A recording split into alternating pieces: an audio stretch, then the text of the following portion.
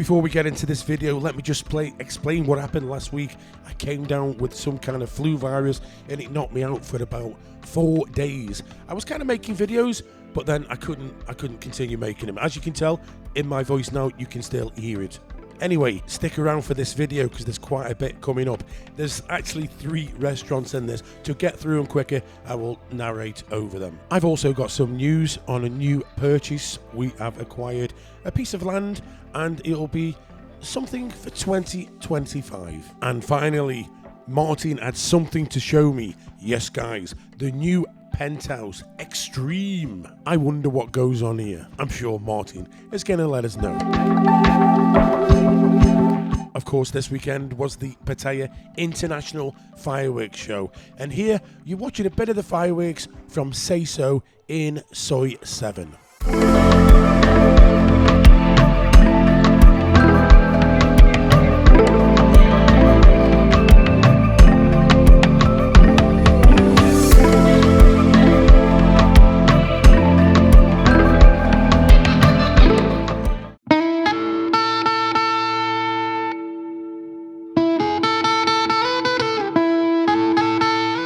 But first up, I met up with my friend Ben Manila and his lovely girlfriend Mint at the Cape Dara in Naklawa. This place is pretty close to Terminal 21, so it's not that far into Naklawa. The reason we came here is because we'd heard about this Chinese restaurant inside.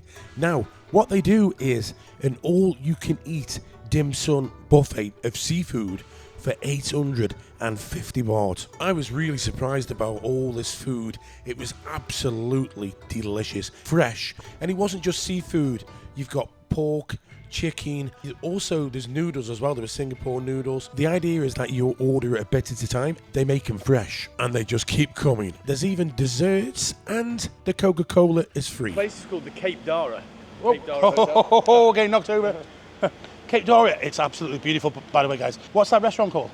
Oh, fuck. Something Ming, I think. Ming Zing. Ming Zing, but basically it's like a all-you-can-eat buffet dim sum, 850 baht, absolutely delicious, Ben. Really Very good. high-end. Yeah, and including soft drinks and dessert. But you stayed here, this hotel? Stayed here last night, yeah.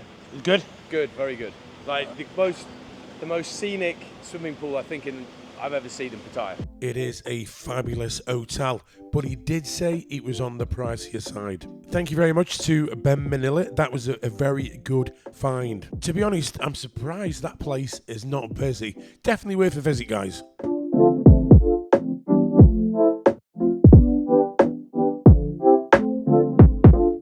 On to the next part, and we are back in Soi 7. We are here for 2 reasons. Firstly, we are here to visit Seiso because now they are doing Western food, including Western breakfast. So in a moment, we'll be checking that out. And secondly, I did actually say earlier on this year that I would not be buying up any more bars. Kind of technically true, because I haven't this year. Okay, I have, but I don't take it over until the 1st of January. So technically, I haven't. So yeah, we've acquired a bar with a huge plot of land. The land is almost 600 square meters. We intend to take down the current bar and then we're going to replace it with an air-conditioned building, probably a beer bar complex. What is interesting is the lady who we've taken it from was the original bar in Soi 7, the very first bar some 34 years ago. The plan is to start building around the 1st of February. I'm not revealing the location yet because I want the current bar owner to enjoy a last month. She has been there for 34 years. However, I did get a quick chat of her, but she doesn't want to go on the camera. So is an audio from the current landlady telling us a few of the stories from over the years. Only first and Pattaya Toy 7 only me one bar first. You were the first bar in Yes, Soi 7? Yes, and the Toy 7. Wow. First I open this bar for my rent for 800 baht for 1 month. 800 baht? Yeah, for 1 month. And then have to, I know for I don't know. I forget name for Big Boss and American ship number 62. Huh? This is American military. Yeah, Okay. 62. What year was this? More than 30 years before. And then American ship come make the big party from here. More than 1,000 people. More than 1,000 people. Yes. There you go, guys. She's a very sweet lady, and I just wanted to enjoy last month managing the bar. In about 1 month's time, I will reveal the location and the plans, what we've got for it. A very sweet lady indeed, and I have asked her to get me some old pictures of those times. Now, the third place I want you to see today is Seiso in Soi 7. I've been here a couple of times. I probably made this will be my third video, but before they've only been doing Thai food. Now they've started Western breakfast and also Western food. There are 4 breakfast options here, and on this occasion I went for option A for a total of 249 baht with pot of tea. I thought that was a good deal, and it's great to see an option on Soi 7 for a Western breakfast, which probably hasn't been there since the last time Pig and Whistle was open. It was good, and I'm glad they've done that, because that's the first one in Soi 7 since before COVID, the lockdowns. And probably the last place was either the Pig or Rosie's at the time. But that's a landmark. It's a good thing that's happened in the Soi, and I'm pretty sure there'll be others coming on. Sorry, Gab. Is it high season yet? I wouldn't say it's high season. I'd say we're getting pretty close to it. Normally, for me, high season starts it'll be this year, it'll be the weekend of, say, the 14th and 15th. That's what kind of happened for the last 2 years. It actually dips down at the very beginning of December, and everybody starts panicking.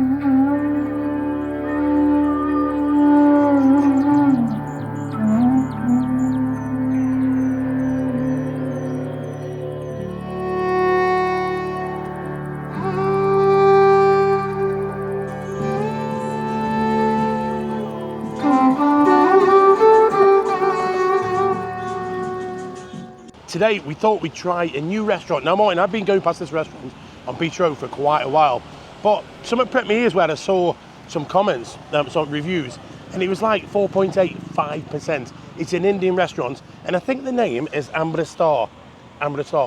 And I'm pretty sure you've walked past it before, but Martin, they have branches.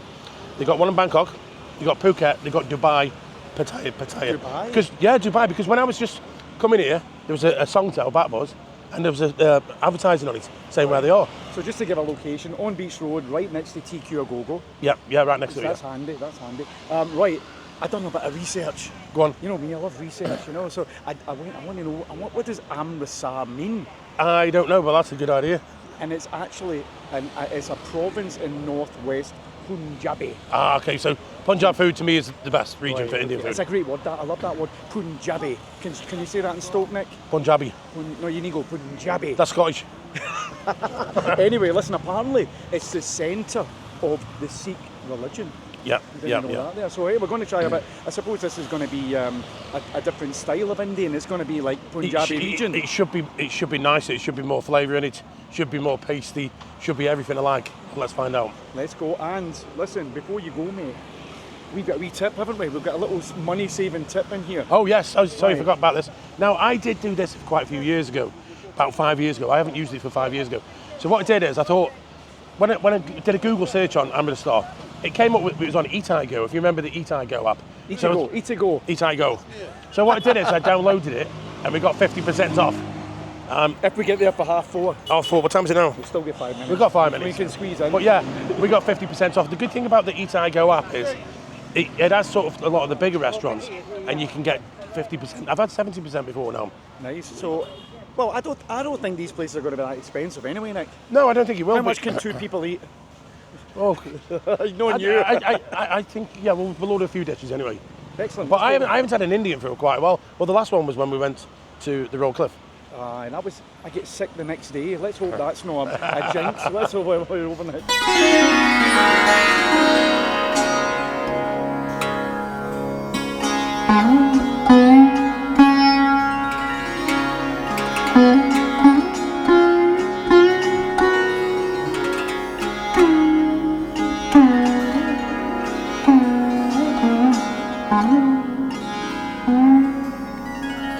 This is Punjabi cuisine we're trying today, Punjabi food. What's the number one Punjabi curry? Punjabi curry, Amritsari chicken. Amritsari chicken. Amritsari is an area in Punjabi, isn't it? It's an area in northwest India. India. Yeah. Yes, sir. India. Okay. So we've got to try an Amritsari. Okay. Amritsari chicken with bone. Oh, okay. This one is All right, special. okay. Special curry. Okay then. It's special curry. Okay then we should change. Sorry, we're gonna have to change. We'll have this one non-veg. We'll have the veg. And then what you say. Right, okay, now Nick mentioned earlier that the Eatigo app we've been using, so we get 50% because we came here at 4:30, which is probably maybe a quiet time for them, so that's why they're doing the special promotion. But what I want to know is the quality of the food going to be less because they know it's a discounted? So I'm going to be looking out for that and make sure that we're still getting good quality. I'll be honest with you, when I've used it 5 years ago, I didn't have any problems with that. I did think that myself in the beginning. I've been to some top hotels using this app. You get some crack. Sometimes it goes up to 80%. Oh, there you go. Very nice. So what I'll do, I'll grab one of these, Martin. I prefer this sauce, so we'll go in there. It's hot. It's good. It's plenty of that.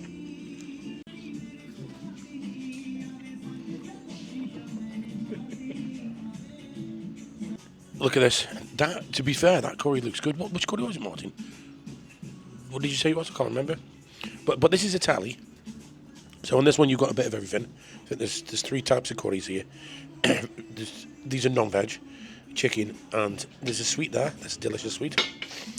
We've got naan bread, pila rice. That's nice. It's got a bit of a kick. So it might be a bit strong for you. That's spicy. That's nice, though. Right, so the last time Nick took me out, it was to a high-class steak restaurant, and I was educated about steak. Now today, I'm getting educated about Punjabi cuisine. We're going to try the special Punjabi curry. And now this is an interesting plate here. Nick's just tell me about it, that you just kind of mix everything together. So I'm feeling quite authentic today, Nick. I'm feeling. You've got to mix it together, eat it with bread. Yeah, I've got a feel when I walk out of here, I might be wobbling my head. Inside the thali, one is steamed rice. Yes, steamed rice. Yes, another one is made from curd, mixed with some vegetables. Raita, it's called raita, and curd and yogurt. And this is, you took chicken or mutton, I think. Yeah, okay. This is mutton or chicken curry, and this is kind of dal soup sauce. It's black dal. Okay. And this is potato mixed with cauliflower, and this is sweet dish as a dessert, sir. Okay, thank you very much. Yes. This one here, Martin. Yes, and this is breads together, including, sir. Yeah, and this is a Amritsr curry. Yeah. Sorry. Yes, this is Amritsari chicken masala. That's it. Finished. I think we had quite a bit there, and I think we've done quite well. And you know, that was good. That was really good. I enjoyed that. Something different. The thali was nice. You can try a bit different of everything. And and then we had, it was called the Amritsr, their own special. A little bit of a kick in it, but just enough. Nice. Also the bread. I'm not sure what they call this bread, but I've had it before. And it's my friend Sanjeev, who's the chef, he makes this kind of bread. It's fried, but delicious. But Martin, how was yours? I think it was quite interesting. I think it's always interesting to see how sort of westernised a lot of the Indian places are. I know I come from Glasgow and there's a lot of Indian restaurants, but I very much doubt if a lot of them are authentic. I think they're probably more catered to the Western palate. So I think it's great to explore places in Pattaya. Pattaya's got an amazing amount of Indian restaurants. Now, I'm going to compare this a little bit to the one in Royal Cliff, which was supposed to be one of the best ones. Yeah, we're finished, yeah. So obviously, I've got a comparison to the Indian restaurant in Royal Cliff. How did that compare? I mean, personally, I hate to say it, I enjoyed this curry better. A lot of people that were with us that night said that they thought the curry was too salty, and maybe that could just be an off day, where the chef had an off day or something. But for me, this was really, really nice. I'd like to go through the menu and try some other stuff in there. But yeah, the Amritsr Punjabi restaurant's going to get a thumbs up from me. So there you go, guys. There is the bill, and look, 50% discount. So the total for this, it was 1,345 minus 672.50. total 854 baht for all that food. Pretty good, Martin, eh? We got the discount. Now, just so we are clear here, drinks are not included in that 50%. We definitely got 50%, as you can see, on all the food. I enjoyed that. That was Amritsr. Worth going. Another curry house you can put onto your list. There is a couple down here I want to go soon as well. But I haven't been eating Indian food that often this year, should I say. But I enjoyed that. It was very nice. Now, we're going to go jump straight over. We haven't done one for a while. It's John at Siam Legal, and this time it's inheritance tax.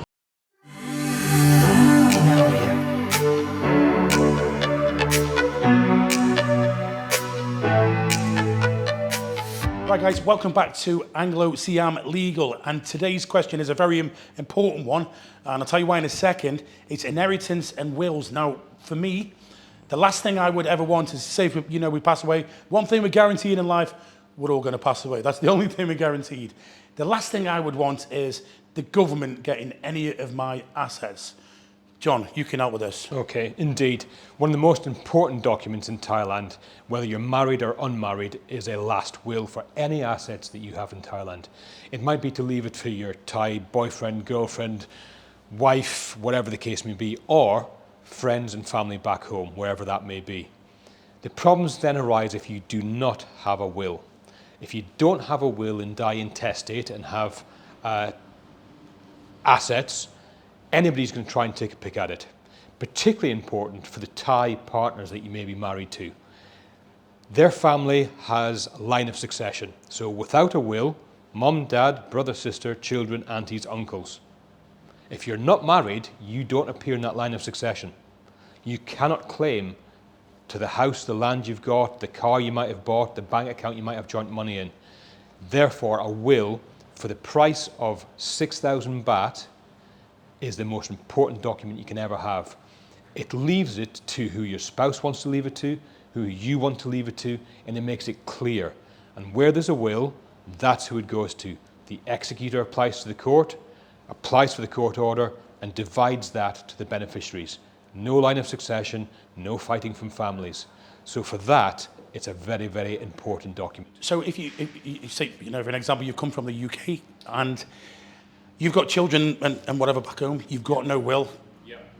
If you come here and you settle down with someone, you buy land, they're going to lose all that, yeah? Potentially, yes. Yeah. How we can help is we can do both UK and Thai last wills.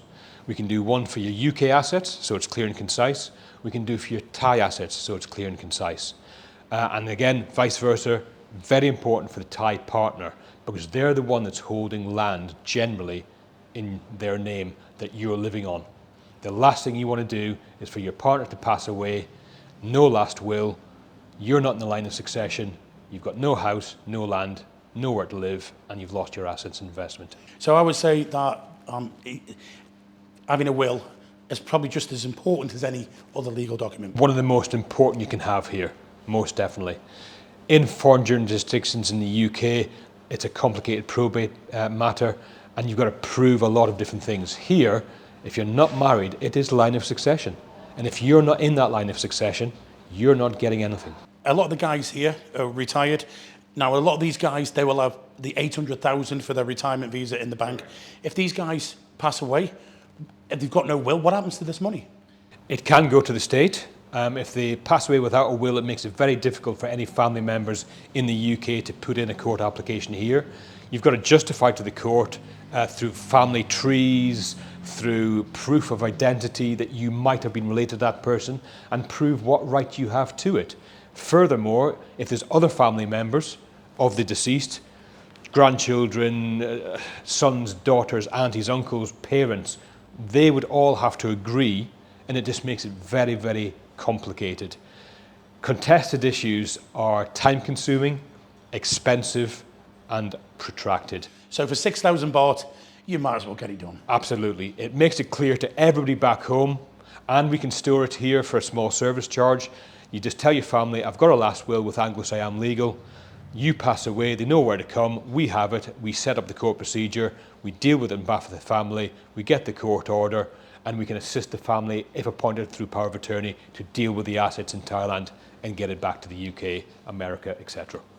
Can you tell everybody how we're going to find you? Absolutely. Number will be on screen, website will be on screen, email will be on screen. But if you're in Pattaya, the easiest way to do it, we're opposite Big C South in South Pattaya, opposite the car park. Pop in, say hello, let's have a coffee. Disclaimer time, guys. If you need any legal help, please seek somebody like John or some other lawyer. We are not experts. No, seek a professional for sure, mate. We Sure, know nothing. But what we do know about is we're experts with go-go bars in Pattaya. Now here, I'm going to be checking this one out this week. It's obviously, we're a bit early, it's not open yet. It's a brand new place called the Penthouse X, and it's in the old Penthouse Hotel, if people will know that, in Pattaya, and Soi Penthouse down here, beside Boys Town.